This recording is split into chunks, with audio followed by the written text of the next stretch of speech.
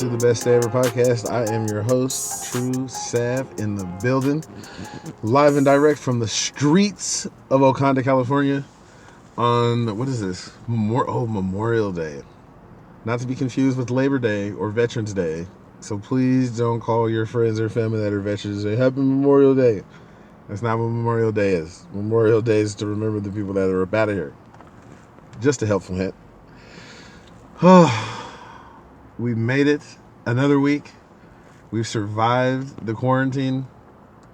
Quarantine 20. Oh, wait, what is it? Yeah, it's still quarantine 2020, y'all. Well, some of us are still on quarantine. On California, we're still on punishment. The rest of y'all are out there having a good old time, partying and shit. Out here in California, we on real punishment. We can't have no friends over. We can't go outside. We can't do none of that. But I think like Florida, a couple other states. I know Arizona's popping. I seen Floyd Mayweather in the club in Arizona. Some of y'all out there getting it. But out here in California, we still stuck. We ain't going nowhere. At the house, still trying to get our situation together. I don't want the shit to end, though. I ain't gonna lie. Like I said, my little credit score gonna be on 800. I'm gonna have enough money to retire down in South America or something. Me and Mrs. Tru Sav. Oh yeah, I forgot. Shout out to Mrs. Tru Sav. First time was not bad. Not bad. I know I gave her a hard time. It was like, you messed up, you ain't never gonna be back on here. She didn't do too bad. I enjoyed it. It was entertaining. Then I appreciate the emails telling her how great she was. Now she won't stop talking about it. That's all she wants to do. I had to sneak out of the house today to go record. Are you gonna do the show today? Can I be on again? I was like, you're a special guest, man. Not a weekly guest. You can't be on here all the time. If you're on here all the time, it doesn't make it a special. But she'll probably be on here next week. I ain't gonna lie. She's gonna browbeat me. We're gonna end up having to do it again. I'm not putting her in the picture though. That's what we're not gonna do. And we're not changing the name. Or the music. Or I don't know. She's tripping. Whew. Yeah, man. Really, oh my goodness, really quick. So my man Cindy Mac, my comrade Cindy Mac. I hit her up because I was in Sacramento for Mother's Day, Sacramento. Went out there, hung out with moms. I forgot to talk about it because the show was overrun last week by Mrs. Tru Sav. I didn't really do anything. Kept it low key. I mean, we couldn't do anything. Couldn't go out to eat. Couldn't go kick it at the park or something. So we just kicked it out the house. Enjoyed each other's company. Saw my little cutthroat, my little niece. Oh, it was so much fun. Oh, so as you can hear, I'm out here on the streets again. Out here live and direct in the streets of Oconda. But again, yeah, if you liked Mrs. Tru Sav, feel free to tell her at Best Day Ever Podcast at gmail.com. She would love to hear what you guys got to say about what she did. Moving on to Cindy Mac. So, like I told you before, Cindy Mac is an animal lover to the end. I think she paid $5,000 to have her cat have some kind of surgery. Something. I don't know. The cat's 10, 11, 12, and she had $1,000 worth of surgery done. God bless her. I don't know if I could have did the same thing. So when I was talking to her, she told me that her dog had died, Doink. And I was like, Doink died? She's like, yeah, Doink was probably 13, 14.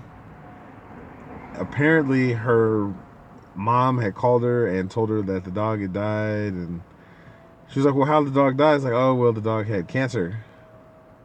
And she said, well, like, why didn't you tell me, like, how much was the surgery? Like, we could have paid for it. She's like, oh, the surgery, I think, was like $7,000. And her mom, and she told her mom, like, well, why didn't you tell me? You know, I would have paid for it. Like, I love my dog, so on and so forth.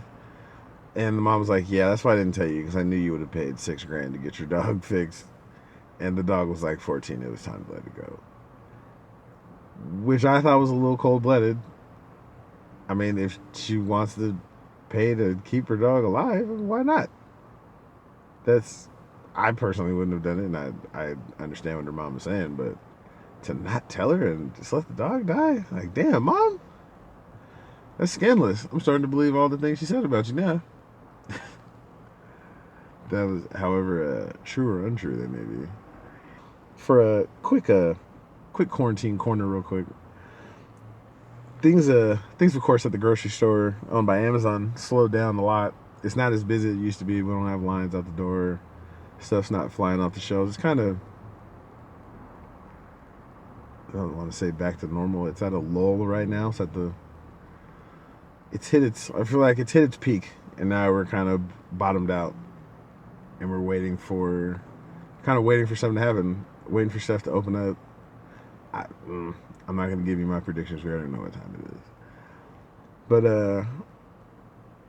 work is pretty easy now.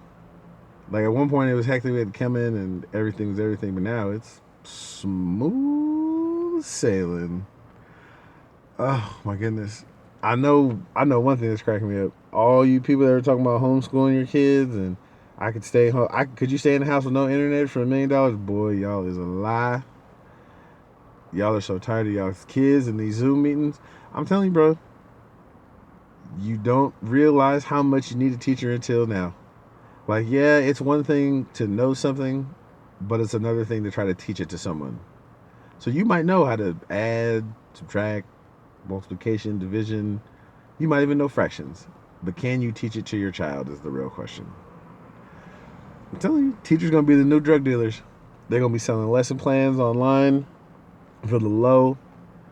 Hey, you got that multiplication and division paperwork? Yeah, you got the money? Let me see the papers. No. Money first. It's going to be turning teachers into straight drug dealers. They're going to be dealing homework.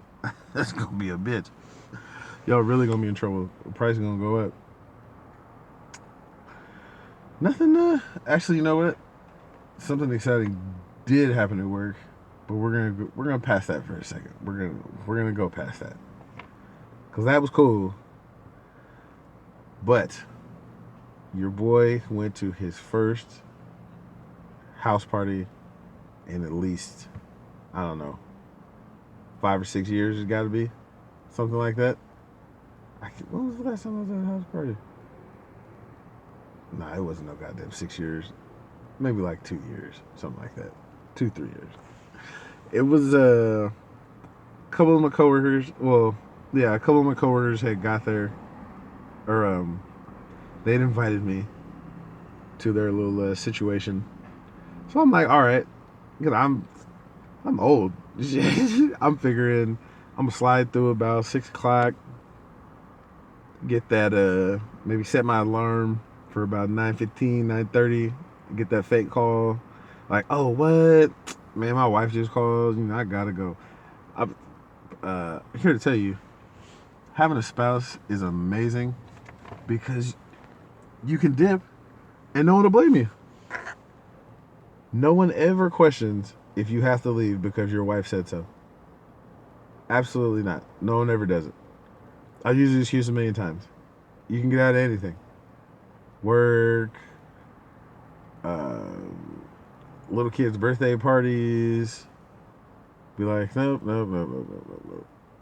I'm thinking, oh, this is going to be a little work party. They're going to be in here playing Parcheesi, whatever, yada, yada, yada. So I get situated after I get off work, and I head out there. It's in, where's my man live at? I think, like, I'm not sure. I can't remember. It's somewhere past, like Hayward or something? I don't know. I'm horrible with geography. All I know is Okanda forever. So I get out there. I get lost, of course, because I don't be paying attention. I just be driving. I finally figure my way to the house, pull up, and I'm in like suburbia.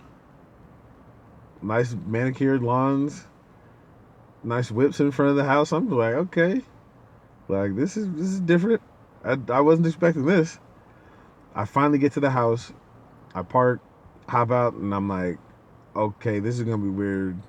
I'm not trying to walk up to the door like this. Like, how am I gonna walk up to the door? And just when I said that, this young lady walked out from the backyard, and I guess I had that look on my face like, help me out. Where am I going?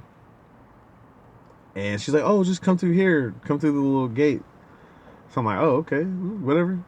So I slide through the gate, and I walk out, and I see we're on a wooden patio overlooking the freeway, and because the house was on the top of the hill. Well, everything in Oakland is on the hills, but this particular spot that we were in was on a hill overlooking the valley. So as I'm walking up the stairs, I'm like, damn, my nigga is balling out of control. So I'm like, okay, because this is a house, and I'm assuming that only one person lives there. So I'm thinking this has got to be at least a 3-4 bedroom house. Like, how does he afford this? Whatever's not my business. So I come up the stairs, and my other coworkers see me, and they're like, "Oh, hey, Tru Sav, what's happening?" Whoop whoop whoop. I'm like, "Oh, hey, how y'all doing?" Nah, I didn't sound like that. It's for the point of the story, but you get the thing. So it's hugs all around. Hey, how y'all doing? Whoop whoop. And they are already 3, 4, 5, 6, 7 bottles deep. So when I pull up, it wasn't like, "Hey, what's up, Tru?" It was like, "Hey, Tru Sav." I was like, boy, y'all are on a good one. So like, oh, come on, take a shot. I was like, I'm sorry. I don't do that anymore. It's almost been like 2 years. And it's so weird now. Like, it's so weird to turn down a drink. Like, I was wondering what it was like. Because there would always be that one person at the party that doesn't drink. And everyone's trying to get him to give him a drink. And I'm just like, yeah, no, I'm good. I'm good. Like, maybe next time we'll have a drink or something. I don't know. Maybe a shot of orange juice. And let's see. So I'm enjoying myself. We're out here hanging out, laughing and joking. Ha ha ha. In the back of my mind, though, I'm still trying to figure out, how is my man in this house? Like, how are you just living it up like this? So then I think, oh, he must be selling bricks. he must be. And this was like my inauguration into the circle, and now they think I'm cool, so they're gonna put me on so we can all sell these bricks. And I'm just like, oh, what kind of Ferrari am I gonna buy with my drug money? But I don't know. I think my life is a movie sometimes. I'm tripping. After this, we're still hanging out, whatever. Dude came out, says what's up, everything, introducing everybody. I'm chilling. And I hadn't been, or excuse me.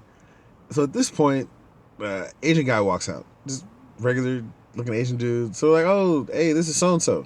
So I'm like, oh, hey, what's up, so-and-so? How you doing? Woot, woot, woot. Next thing you know, a Middle Eastern looking guy comes out. They're like, oh, this is so-and-so. Like, hey, what's up, so-and-so? So I'm like, are these his friends? Like, does he know them? Like, they don't seem like they know each other. Like, I don't know. I'm like, maybe is this the connect? Like, am I supposed to meet him yet? I don't I don't know. But I'm bugged out because I don't know what's going on. I don't know who these people are. My little anxiety is kicking in. I get nervous in new situations. It's weird. So we're kicking it out there in the little balcony, overlooking the little situation. I realized I had to go to the bathroom. So I'm like, hey, like, where's the bathroom? Like, oh, it's upstairs. I was like, yeah, I'm not trying to go in anybody's room. They're like, have you been in the house? I was like, nah, I came through the side. So like, oh, okay. Well, like, let me show you. So we go upstairs, and it's like, there's a room downstairs where the patio to the little porch situation is. You go up maybe 10 stairs, and there's 3 rooms. Then you go up maybe 10 more stairs. There's another room, and then the kitchen, the bathroom, all that type of stuff. So I'm like, okay, like, I've never seen a house like this before, but I mean, whatever, it's cool. So then I walk in and I see like 8 more So I'm really like, who are all these people? Number one, where are they coming from? Number two, who do they know? Like, what the? And then I saw I saw a boxing match, and I really started tripping because I was like, wait a minute, is this live? And they're like, oh, no, this is from like 6 months ago. It's just one of my favorite fights, so I had to watch it again. It's like, oh, all right, my man, it's your house, bro. I'm chilling. They were watching, what was it? It was Fury Wilder 2. They were watching. I don't keep up with sports, so I don't know. I just saw some people fighting, and then I thought it. As soon as it came out of my mouth, I realized how stupid I sounded. So I was like, "Oh, is that fight live?" It's like, no, it's old. I mean, there's people in the crowd, so you can tell that it's old. So I mean, hey, I'm not the brightest person in the world sometimes. We're kicking it, still having a good old time. Blah blah blah blah blah. Shots, all that. I'm chilling. And in that moment, it kind of reminded me of my man Superman's house. Shout out to Superman. Where me and my esposa would every Friday, Saturday night, going ahead and get the dirty 30 or get a nice little handle of Sailor Jerry, slide over to Superman's house with the rest of the savages, and that was the night. Get drunk, go home, come back, do it again on Saturday, go home, have a little dinner date with the missus Sunday, and that was my weekend. And it was nostalgic, I guess we could say. It was almost like, I don't want to say it was like being in a time machine. It was just kind of like seeing another person's vantage point. Like, I see other people doing the same thing that we used to do, and it's funny how universal it is. Like, here it is. This is a whole other city. This is a whole different group of people, and you're doing the same thing that we used to do 10 years ago. Like, it's what they say.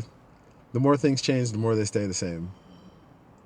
But I was pleasantly surprised. Like, I'm not gonna say I thought I was gonna have a bad time. I didn't think that, but this is a new social circle. I didn't know what to expect, but it was cool. Like, I had more than a good time, and it was weird because I didn't drink, so I wasn't expecting to have that. I mean, I brought the dominoes, I brought the cards for some pinochle, but it that quickly evaporated when I saw 3, 4, 5, 6, 7, 8 empty bottles. Was like, okay, this is gonna be a hangout party. This isn't gonna be a play dominoes party. But it was cool. We let's see. After the fight, we go back outside. They light the fire pit with everything. It's one of those things that has like propane in it, and it stays lit, and whatever the real fire comes out. Again, I don't know how to do any of that. I just kind of sat there and was like, yeah, that's what's up. One of the coworkers that I talked to, I had shown her a meme when I was at work, and what it said, dick tastes great when you're drunk. It would say, like, who made barbecue dick or something like that. And I showed her, and she was like, oh my God, that's so gross. Like, why would you say that? Blah, blah, blah. So I was like, oh shit, like maybe I overstepped the bounds of our relationship. Like, I hope she's not upset about that. Like, I mean, like, jokes are, oh my gosh, what's the word I'm looking for? Jokes like that are subjective. But I felt like, like, we've had this kind of relationship, like, it should be cool. Like, she won't mind. But then I was absolutely wrong. She did mind. Now, this is important for the story. Because when we're at the story, at this point in the story, this is the first time I've ever hung out with him outside of work. So everything that I know of him is from work, is, professional, whatever, blah, blah, blah, blah, blah, blah, blah. So some music comes on, and it was slapping. I just heard the beat. I was like, okay. And fucking, what's my man's name? The Baby.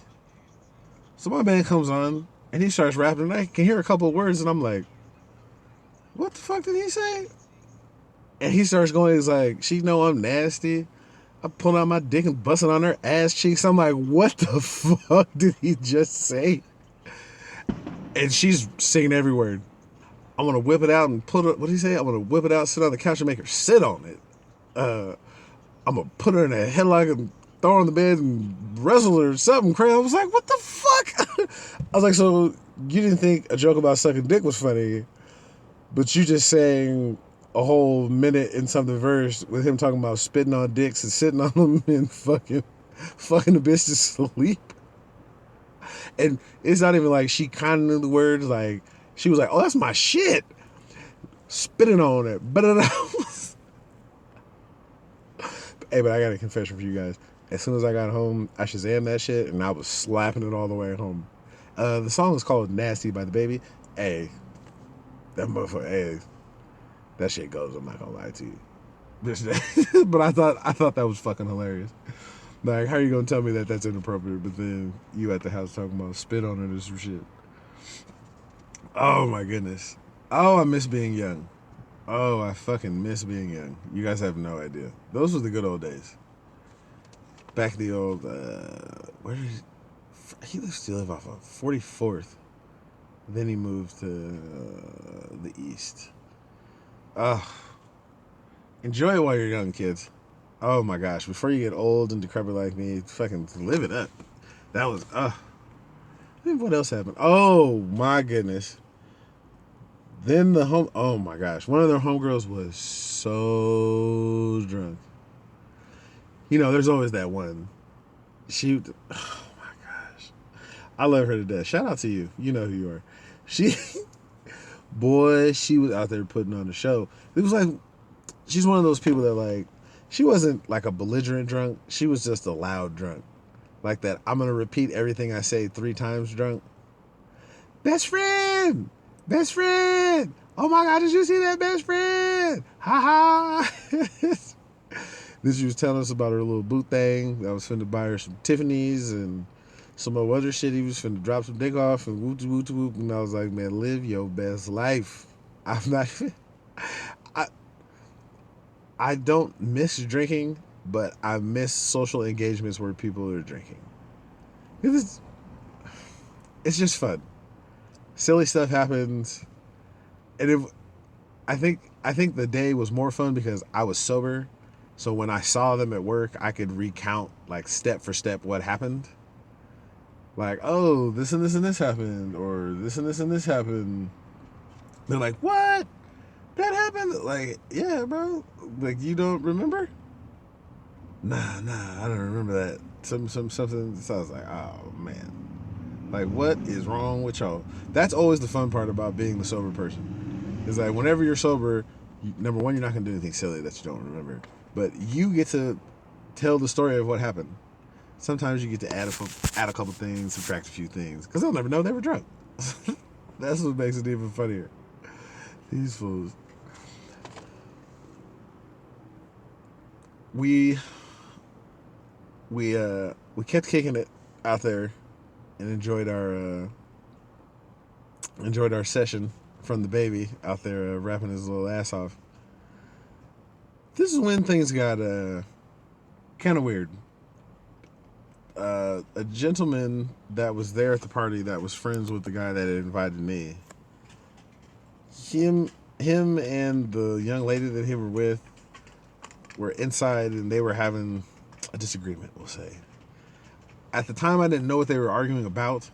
Me and the homie Myra, shout out to the homie Myra, we were ear hustling on the couch, trying to figure out what was being said. The way the house was situated, though, was that we were on the couch directly across from them, but we were so close that we couldn't just keep making eye contact listening, so we had to do that I'm going to pretend like I'm not listening, kind of look around thing, and kind of take turns looking like, okay, you look, I'm going to turn my head in 1, 2, 3, turn. I'm going to look in 1, 2, 3, turn. Basically, the gist of the argument was, I guess, he had told her some story about him going somewhere, and the other guy that he was talking to, Dante, I'm assuming brought up some girl that wasn't supposed to get brought up, so he had to try to clean up the story, and things were getting a little bit heated. We ended up just going outside because, like I said, that's not my business. So we went outside, continued our little party outside. We were kicking it, blah blah blah. They bring the fucking argument outside. So I'm like, okay, I really didn't want to be a part of someone's argument, but all right. I guess that's what we're doing tonight. Fuck it. I've been out of the game for a little bit, so if you guys don't mind clarifying for your boy, I don't know how these things work. Apparently, they were talking about getting a section. I think that's what it's called. A section, something. Basically, when you get the booth at the club, you get the little VIP, whatever, the little sit up and bottle service and all that type of stuff.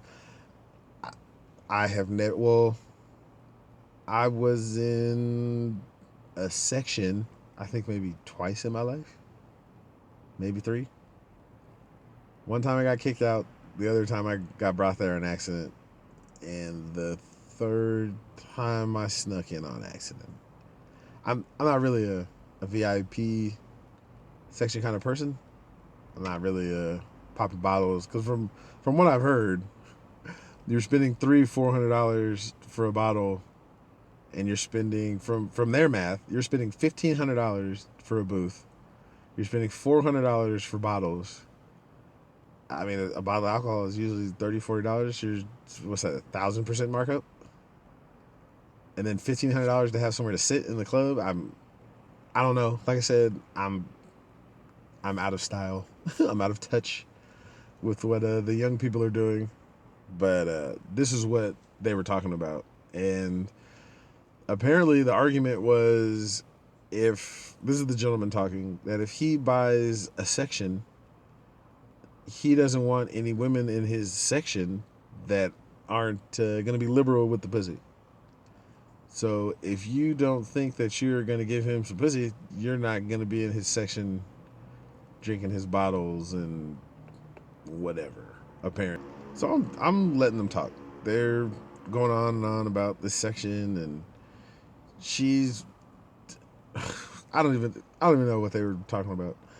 The other guy, Dante, he's saying basically his whole thing was, if I get this section or whatever, and I'm having a good time, and if some women that I find attractive, if I invite them in and we have some drinks and we talk, and I don't get any pussy from them, if I enjoyed their conversation and I enjoyed hanging out with them, I would call that a good night. That's a pretty reasonable and responsible answer. I would agree.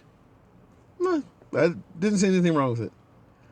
Now, the gentleman, I'm just using a word, he immediately was like, oh, well, I mean, I guess if it's tricking, it's tricking. And I was like, okay, I saw that. That was a kind of backhanded little comment. I'm like, all right, I'm going to let it ride. I'm not even really going to say nothing. It's not my house. It's not my business. I'm not even going to get involved in this. The girl decides to chime in, and she says, oh, well, that's dumb. Like, if somebody's going to be in your section, then, like, you need to be getting some pussy for them or something, or otherwise people are just going to use you. Like, is that what you want? Do you want girls to just come in your little section and use you? Without missing a beat, my man looked her dead in the eye, and he said, if it feels this good getting used, then she can keep on using me until she used me up. I fucking died. Dead. I died and came back. I'm talking about, it was perfect. As soon as she said it, he hit her with the line. They didn't get the joke because they didn't know what song he was talking about. So he looks around the room, and I looked at him. I was like, I got it, bro. Like, I 100% got it. That shit was hilarious. He was like, who sings? I was like, Bill Withers. Do you know? Because his phone was connected to the Bluetooth speaker outside. As soon as I said that, he Googled the song and started playing it. So we had to sing along. What did he say? You keep on using me until you use me up.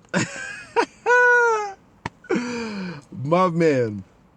And I respect it. I mean, like you said, not everyone is in the sex transaction game, I guess we could call it. Like, not every man feels like, if I bought you some drinks, you owe me some pussy. Or if you sat in my section, you owe me some pussy. Like, that's I mean, there's obviously men that are like that. Me not being one of them, but I feel like at this point in the conversation, I really wanted to leave because I felt like they were trying to embarrass him out of his decision. He said that's what he wanted to do. He said that's what he was comfortable with. I didn't see a problem with it. He wasn't disrespecting anybody. It's not like, oh, these bitches and hoes. He just said, if we're out, we're having a good time. We talk to some ladies and have a good time. Nothing wrong with that. I I respect it. I mean, I've done it before. I mean, if you, I think it bothered me more because instead of just saying like, okay, that's you, pimping, like if that's what you want to do, that's what's up. This is what I do. Never the two shall meet. Like, okay, that's what's up. But when you try to embarrass somebody or you try to shame someone in front of other people because they don't agree with you, I just think that's really bitch made. Like that's just, and then especially when it's on some, I bought you something so you owe me some pussy. Like, get the fuck out of here. Again, we all know why I feel this way about fucking quid pro quo when it involves sex because hashtag me too. This at this point, I think they left. It had to be about 12 o'clock. So it's past my bedtime. I didn't forgot my little fake phone call. I didn't enjoy myself at this point. We didn't have cracked a couple jokes with the roommates. I talked to a couple of them. I mean nothing in depth. I mean in passing, like, hey, what's up? My name's Tru Sav. Nice to meet you. Yada yada yada. It's a nice place you got. Whoop whoop whoop. And then it was almost like as if by magic, when 12 o'clock struck, all of a sudden I hear the old familiar sound of an ID card bouncing off of a glass mirror, and that's when I knew it was time to go. I was like, up. They done got the party started. It's time for me to get up out of here. I'ma holler at y'all at work. Good luck with that. So yeah, man, it was. I was pleasantly surprised. I'm glad that it went the way it did. I don't know, man. It was so much fun. Like I haven't had that much fun at a house party in a while. Like it was cool. Nice little chill atmosphere, whatever. If it was on Yelp, would rate it definitely 5 out of 5. Would do it again. It was great. Um, Man, your boy is old though. I'm not even gonna lie. I was dying the next day. I had to be at work at 9. I got my full 8, and I was still tired than a motherfucker.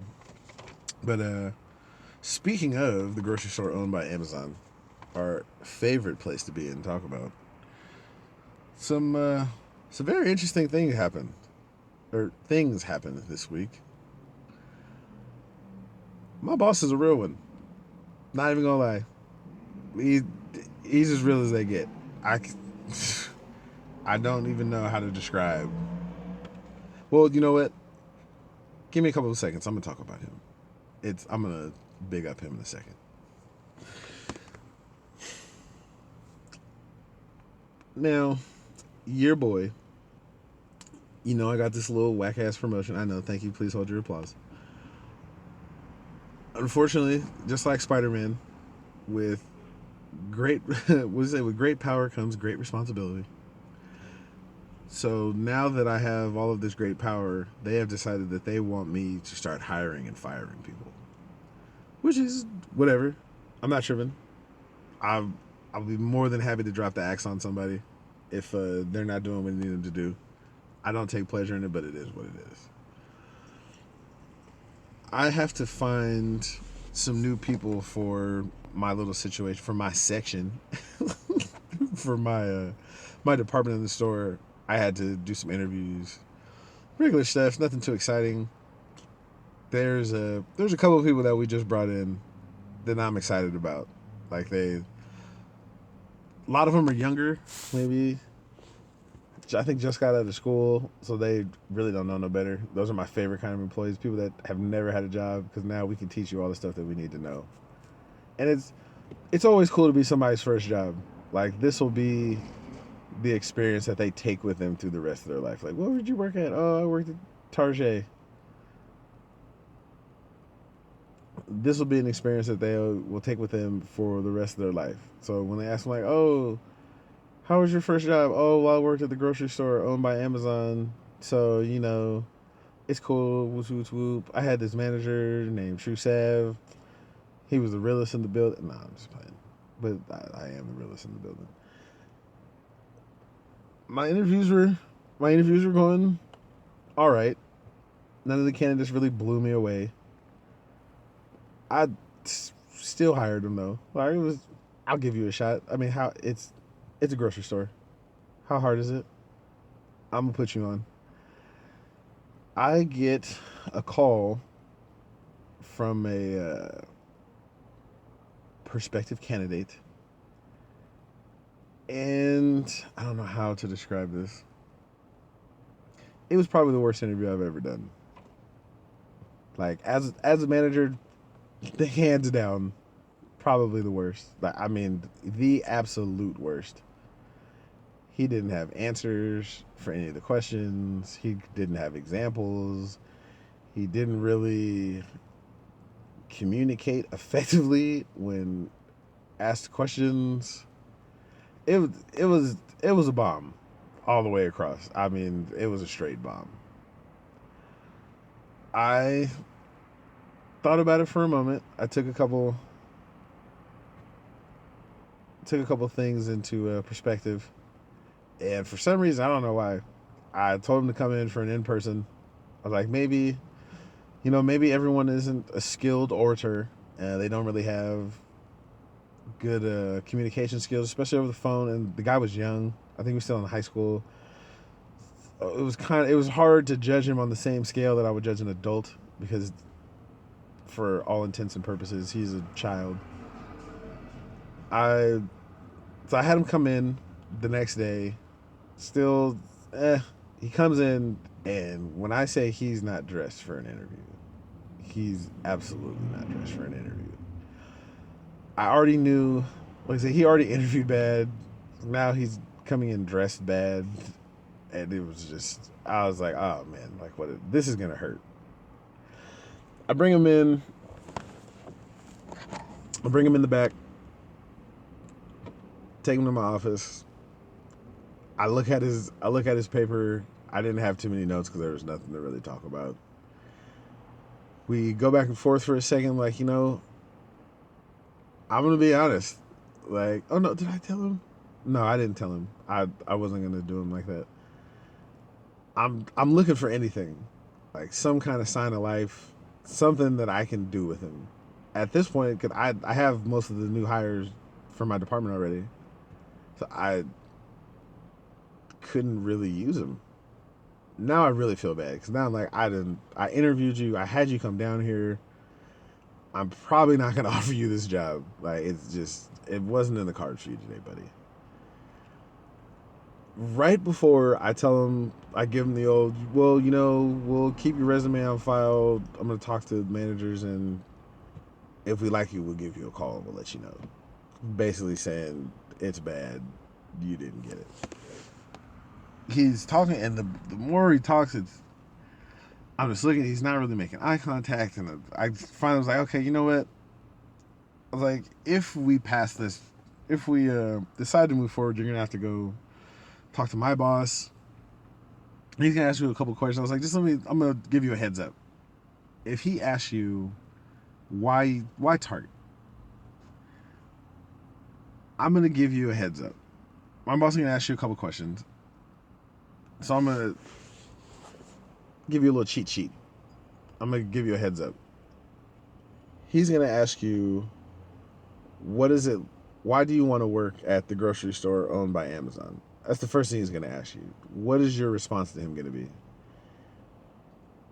Dude looks me dead in the eye, says, I'm getting older and I'd like to take more responsibility for paying my own bills and stuff around the house. So I wanted to get a job to be more independent from my parents. And just so as a young man, I can earn some money for myself. Blown away. I was like, I wish you would have said this at the beginning. Because while he didn't have the best interview. Like that was probably the best answer I've ever heard to why someone wanted the job. It was brief, it was honest, and it made sense. So I said, you know what, man, this is what I'm gonna do. Go ahead and sit in the break room real quick. I'm gonna go talk to the other managers, and I'm gonna see what we could do. Because at this point, he doesn't know how close he was to just going home. I don't think I gave on that he was gonna be going home. I put him in the break room. I go into the manager's office. They're like, how'd it go? I was like, horrible. I explain everything to him. And I tell him, I was like, but look, I'm full in my department. If all my new hires coming in, whatever, I'm going to be full. I'm not going to have room for them. I think you guys could use him in another department, though, because you guys need people to close. He said he's available to close. It could be a little pet project or something. And they're like, oh, well, he doesn't have experience. And if you're not blown away, I was like, I'm not. His interview was horrible. I'm not going to lie. How he was dressed is horrible. And I explained to them the answer that he gave me. And it was almost, again, in that moment, as soon as they heard me say that, they were like, well, you know what? Why not? Let's give him a chance then. Because if you're, I can't remember how old he is, 17, 18, or 16, 17. If that's why you want a job is to kind of be on your own and learn some skills, then, I mean, this is the place. Why not? We need bodies. You're a willing and able worker. I don't see a problem. Why not? Again, sometimes all you need is a chance. And it's weird because you never really know who's fighting for you behind the scenes. I'm sure he has no idea, even right now, that he was a breath away from not going any further in that interview. I don't think he had any idea. Then I don't think he knows that I had to fight to even get him in the department. And it makes me think of all the times through my life. Oh, it makes me think of all the times in my life where I've been in a situation where I know I didn't deserve what I got. I know it wasn't me. This was not of my doing. It was nothing that I said that blew them away that got me in the position I was in. It was something beyond me. Whatever you personally feel that's on you. But it made me feel good to put him on like that, to give someone an opportunity to, number one, make some money, two, gain some life skills. Like how this is why they put us in positions of power as a leader, as a manager, like we talked about before. If you're just telling your employees what to do and you're just barking orders, like, you're a boss. And if we didn't cover this already, we all know what boss is, right? A boss is an acronym for big old sack of shit. So do you want to be a boss or you want to be a leader? So again, hopefully it works out for my man. I'll keep y'all updated on my man, because I really hope it works out for him. I want him to do big things. Even if he just stays there for a couple months before he moves on, like, that would be what's up. Now the firing part.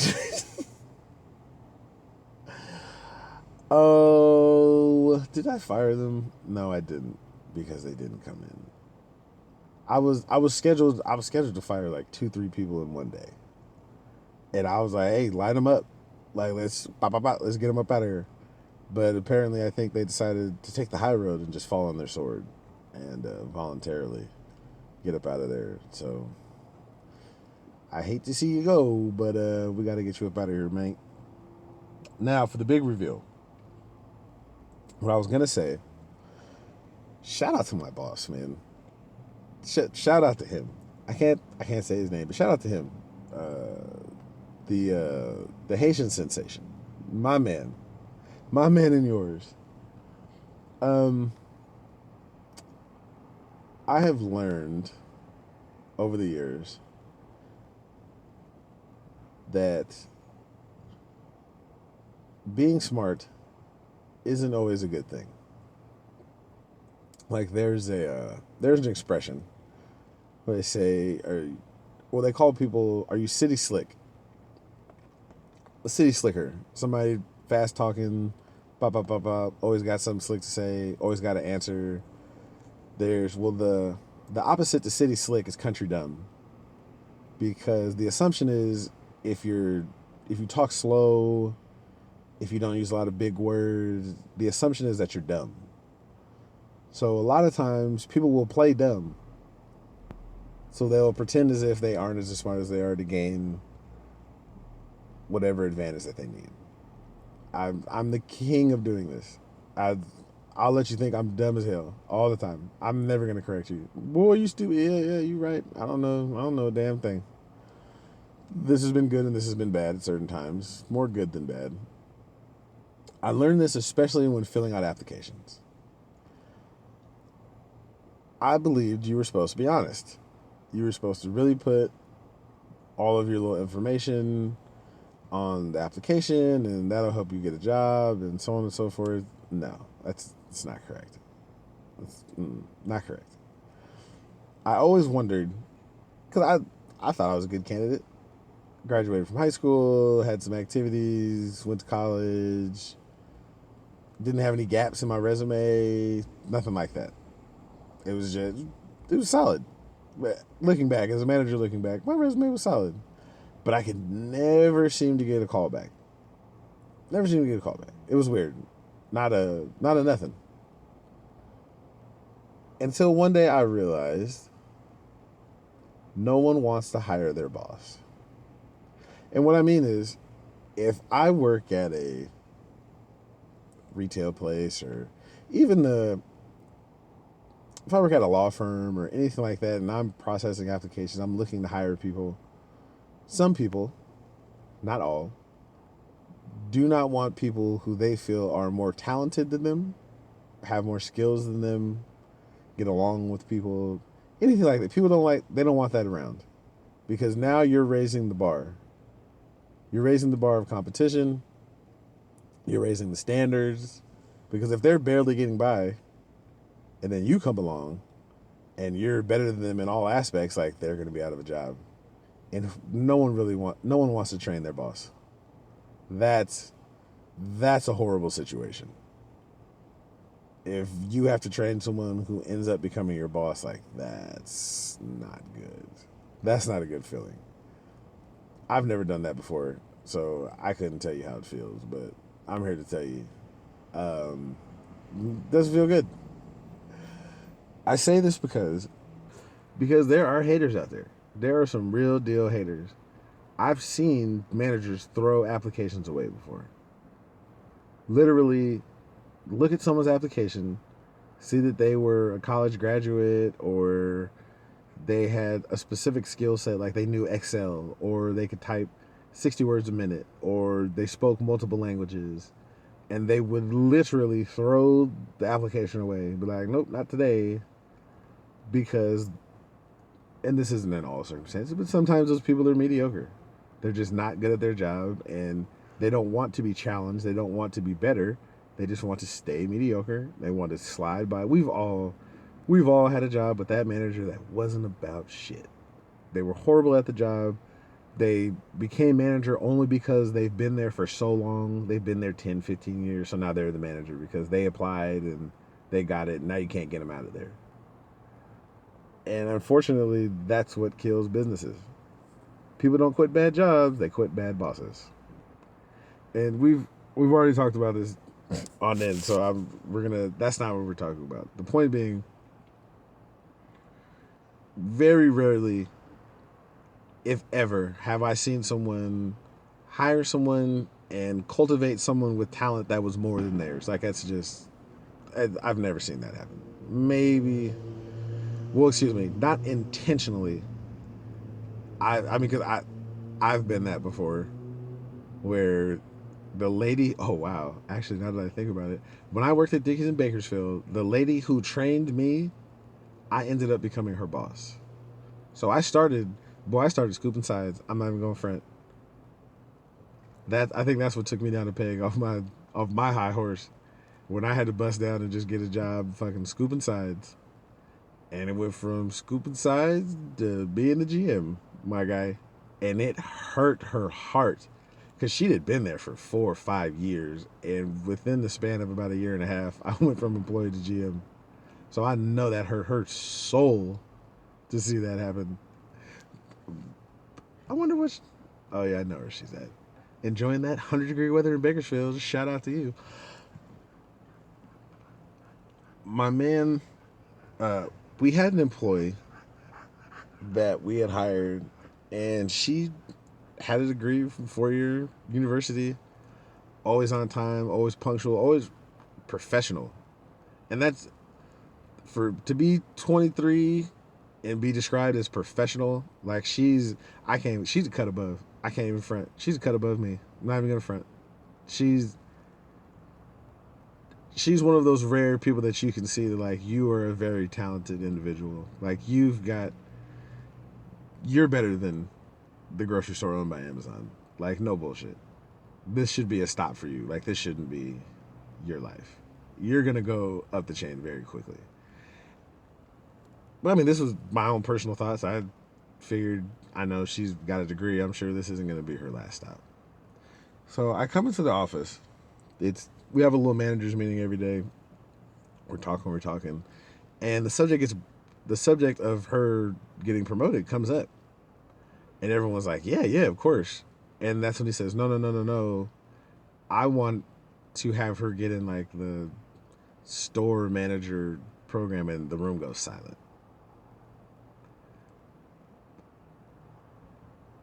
Everyone was like, because now you've got a choice to make. Because your boss is telling you that he wants to put this person pretty much in the same job he has, if not higher. So, do you act like a hater and be like, nah? Do you say yeah? Like, how do you react? Luckily, he wasn't looking for their response. He was just telling them as like a, hey, this is what's up. So don't expect this person to be here for very long. Whoop. And at first I was like, is he serious? And then throughout the course of the day, they did certain things, had her talk to a couple of people up the ladder. And I was like, man, I respect the fuck out of that. Like whatever differences of opinion that we do happen to have with in our store manager, floor manager relationship, I respect the fuck out of that. To see some talent in someone and to propel them to a position where they could be your boss in a few years, like that's what being a leader is. Recognizing talent and seeing like, hey, this person has got it. They have they have the drive to do it, and putting them in a position to win. Like I was so excited for her because I knew this was coming like a week ahead of time.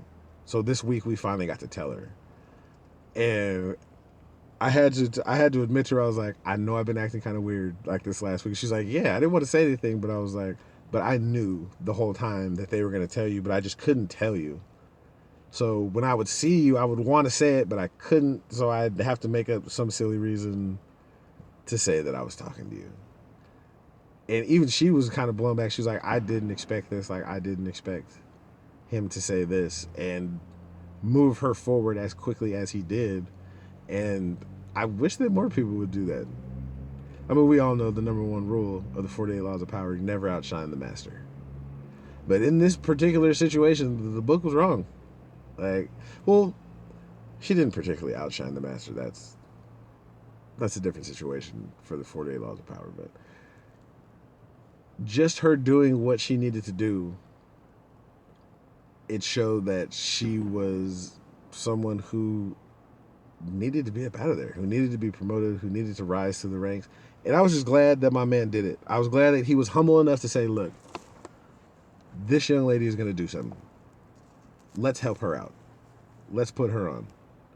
Because again, I've seen managers that stifle talent. Oh, this person looks like they might come up and be manager and take me out my little cushy spot. Oh, no.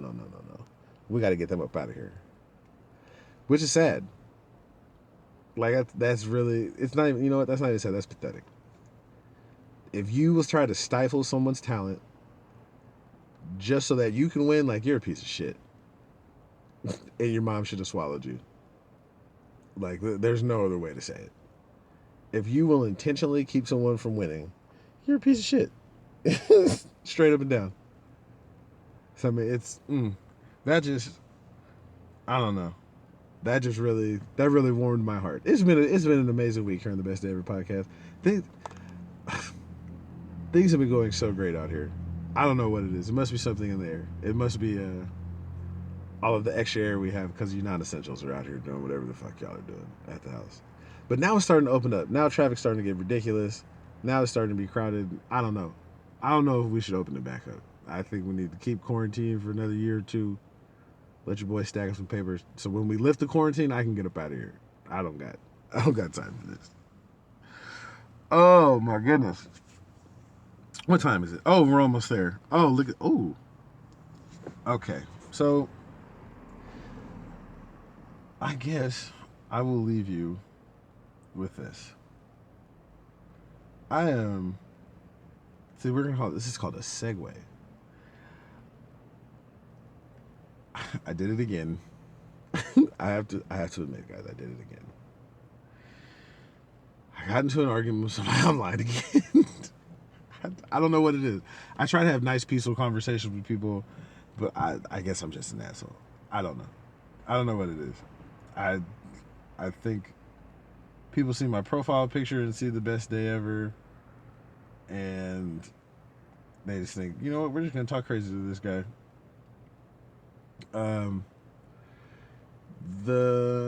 My man posted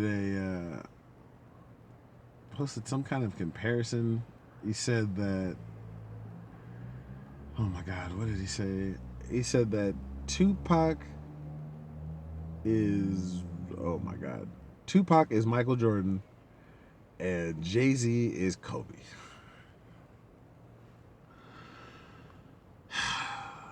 Now, I know we're not supposed to talk about sports. We're not talking about sports. We're not. We're talking strictly about the debate that was being had. Because now, I guess, there's a special out on Michael Jordan. It talks about him or whatever. So this debate has risen to the top of people's minds again. And just very quickly, I got into it with him. I didn't get into it with him. I just told him I didn't think that Jay-Z was that good. Like I'm not impressed. Like money, cars, clothes, and hoes. Like I'm not impressed. Like it's like this. And let me be clear. I don't think that Sean is not talented. I don't think that he's garbage or anything. You can put words together to music. Like it's pretty good. You're good. All right, whatever. But you're not great. And apparently, this person took it to heart.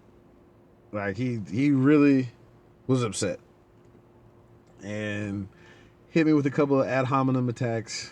Oh, you're biased. You're part of the culture, but you're not of the culture.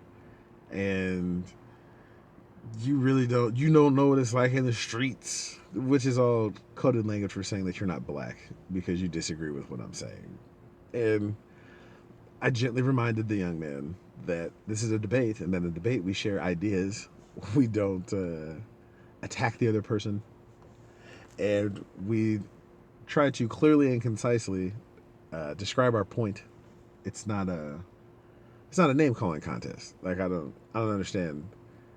And I said it in a nice way. I didn't swear. I didn't call him dumb or anything. And I think that by talking to him like that, he kind of got the point. It's like I'm not going to argue with him. I'm not going to call you dumb or whatever. I'm not here to name call. If I thought we were having a intellectual discussion or argument, whatever you want to call it. And oddly enough, like he respectfully and politely decided that we were going to agree to disagree, and we moved on. He's like, okay, I see your point. I hope you see mine. Have a good one. So I was shocked, to say the least. I was like, oh, okay, that's what's up. Thank you for being a gentleman, sir. So this made me kind of think, a lot of times the reason why people are arguing on social media and why they go back and forth is because they don't know how to argue. And when I say argue, I mean they don't know how to discuss ideas that can be contrary to one another without emotions getting involved, without feelings getting hurt, stuff like that. So what I'm going to do next time, because we've run out of time today, I'm going to teach you how to win an argument. Whether it's social media, whether it's at home with your spouse, on the job, I'm going to give you some tips and tricks. I learned all of these at the University of America when I was in New York with my homeboy. I think his name was Hakeem or something. Yeah. He was from some country named Zamunda or something weird. I haven't seen him in a while. It's been a minute. But yeah. We'll do that next time. I was going to do it today, but we ran out of time. That house party that house party took a little bit out of me. So again, social media, Instagram, Twitter, Tru Sav Comedy. That's your boy. Questions, comments, concerns. Oh yeah, please, can you write an email to this lady, Mrs. Tru Sav, tell her how she did, good, bad, or ugly, because it's going to determine if she's going to be on the show next time. That's at bestdayeverpodcast at gmail.com. Because you try to put me on blast, I have all of the logos, I have all of the art. We've got all of that together. I might even post a picture of the sweater. I got some sweaters made. I got some fly shit. I got y'all. Don't even worry about it. Let's see. Oh, my goodness. Second episode. That's Not My Business podcast. Might be after this. It might not. I don't know. It depends on if Miss Lovely got her shit together this week. We don't know. We'll see. But again, oh my goodness. Oh no. And right as I try to walk in the house, here is the guy with the yellow robe on. But it's all good. The show's over. We're going to tell him. You know what? I'm going to tell him too. You know what, buddy? I believe in you. I love you so much. I wish the best for you and only you, my guy. You know why? Because we can't get yesterday back. We might not get tomorrow. So that makes today the best day ever. Holla at your boy. That's Not My Business might be on after this. It might not. I don't know. Stick around to find out. Let me know. Again, I don't know. Stick around. Find out. Tell me what you like it. Besteverpodcast@gmail.com. Holla at your boy.